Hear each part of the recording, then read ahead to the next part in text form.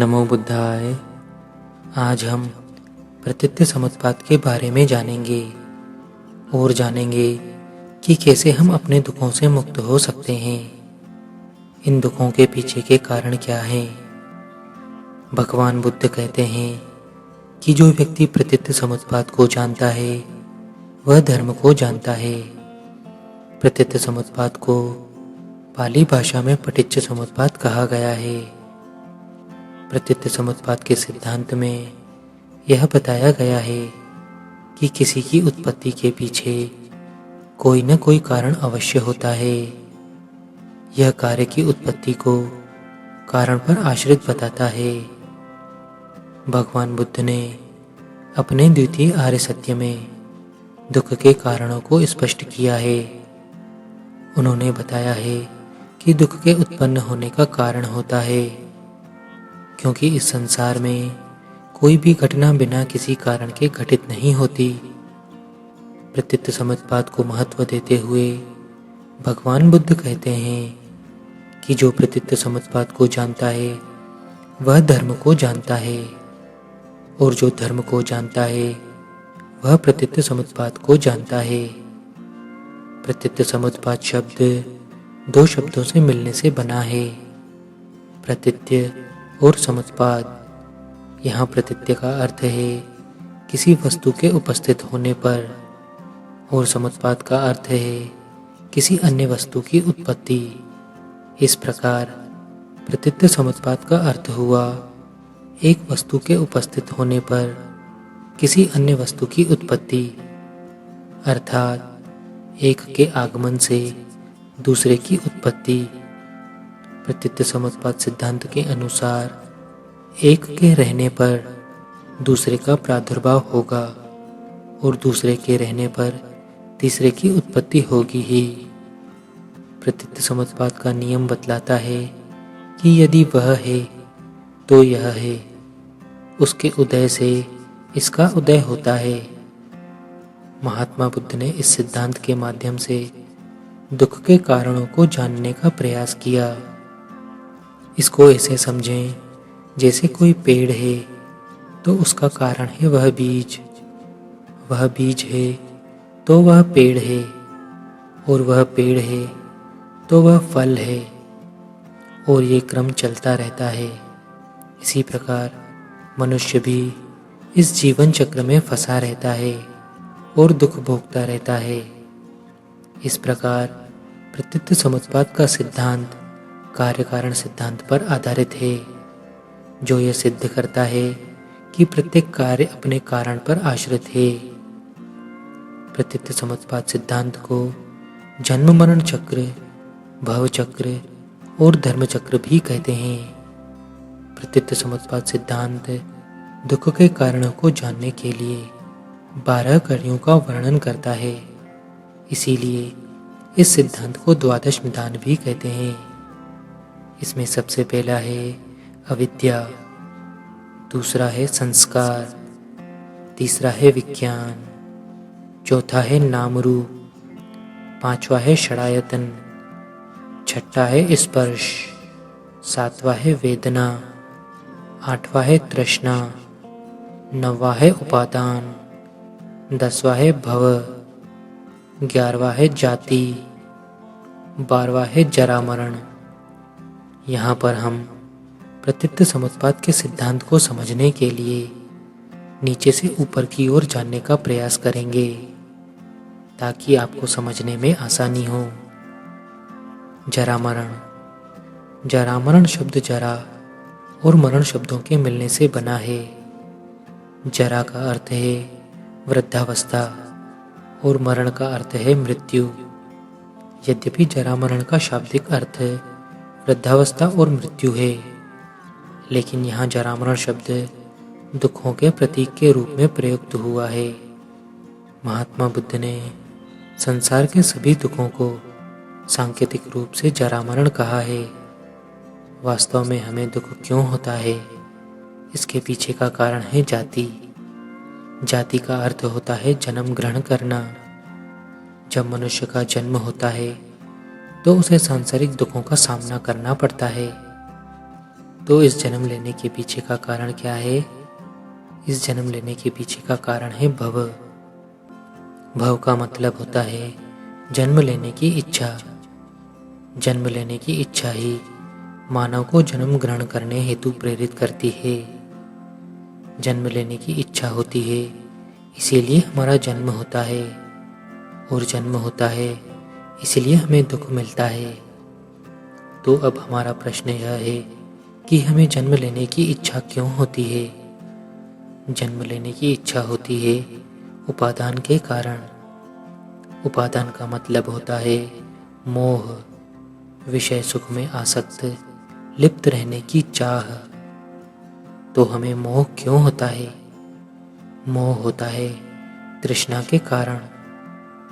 तृष्णा का मतलब होता है इच्छा, इंद्रिय सुख।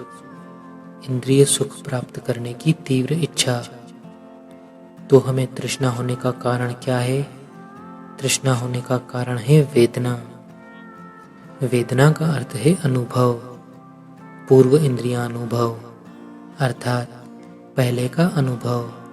विषय भोग इंद्रियों के द्वारा मनुष्य को सुख की अनुभूति होती है, और यह अनुभूति तृष्णाओं को जीवित रखती है, और इस तृष्णा से मोह होता है।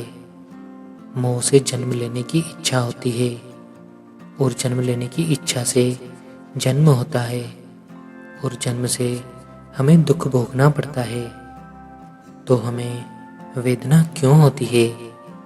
वेदना होती है स्पर्श के कारण। स्पर्श होता है इंद्रियों का विषयों के साथ संपर्क होने से। स्पर्श जैसे कान का स्पर्श शब्द से, आँख का रूप से। जब इंद्रियों का विषयों के साथ स्पर्श होता है तब वेदना का अनुभव होता है, और यह वेदना होती है स्पर्श के कारण। तो हमें स्पर्श क्यों होता है? स्पर्श होता है षडायतन के कारण।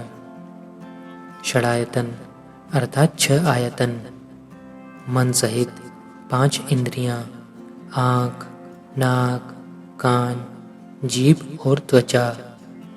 इन 6 आयतनों पर जब कोई स्पर्श होता है तो वेदना का अनुभव होता है। जैसे जीभ का स्पर्श रस से होता है, आँख का रूप से, मन का विचारों से।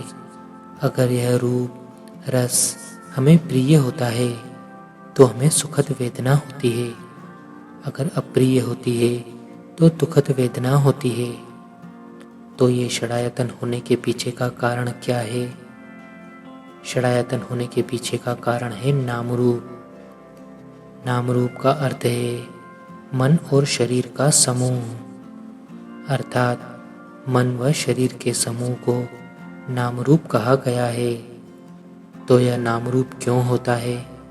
विज्ञान के कारण। विज्ञान का मतलब होता है चेतना। चेतना से गर्भावस्था में शिशु के शरीर व मन का विकास होता है। तो यह विज्ञान क्यों होता है? संस्कार के कारण। संस्कार का अर्थ है संस्कारों के रूप में हमारे संचित कर्म। पूर्व जन्म के कर्मों के प्रभाव के कारण संस्कार का जन्म होता है। जैसे हमारे संस्कार होते हैं वैसा ही विज्ञान उत्पन्न होता है। संस्कार से विज्ञान उत्पन्न होता है। तो यह संस्कार कैसे बनते हैं? संस्कार बनते हैं अविद्या के कारण। अविद्या समस्त दुखों का मूल कारण है। अविद्या का अर्थ है ज्ञान का अभाव। अविद्या का नाश केवल विद्या से ही संभव है। विद्या के द्वारा वस्तुओं के वास्तविक और यथार्थ का ज्ञान होता है। दुख उत्पन्न कराने वाली वस्तु को सुख उत्पन्न कराने वाली समझना अविद्या का प्रतीक है। वस्तुओं के वास्तविक व यथार्थ स्वरूप को नहीं जानने के कारण अविद्या से ही संस्कार बनते हैं। अब आप अच्छी तरह से समझ गए होंगे कि हमें दुख क्यों भुगतने पड़ते हैं। हमें दुख होता है जन्म लेने के कारण, और जन्म होता है जन्म लेने की इच्छा के कारण।